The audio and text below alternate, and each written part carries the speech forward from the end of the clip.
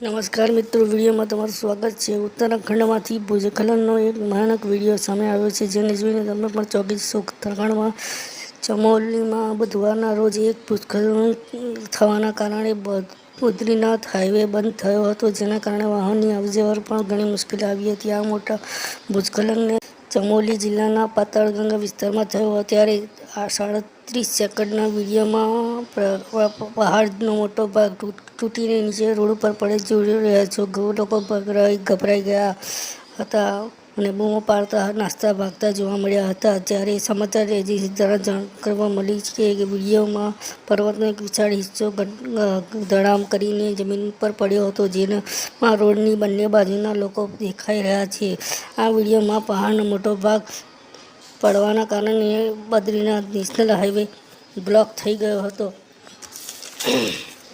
જાણવા મળ્યું છે કે જોશી મઠના ચોરો દ્વારામાં આ ઘટના બની। વિડીયોમાં કેટલાક પ્રવાસીઓ પોતાના મોબાઈલમાં આ ઘટનાનો વિડીયો ઉતારતા નજરે પડી રહ્યા છે, જ્યારે અન્ય લોકો ગભરાઈને બૂમો પાડતા અને સલામત સ્થળ પર ભાગતા દેખાઈ રહ્યા છે। આ ડરામણા વિડીયોમાં પહાડ પરથી કાટમાળનો સૌથી મોટો હિસ્સો નીચે પડતો જોવા મળ્યો, જે ભૂસ્ખલનનો છે।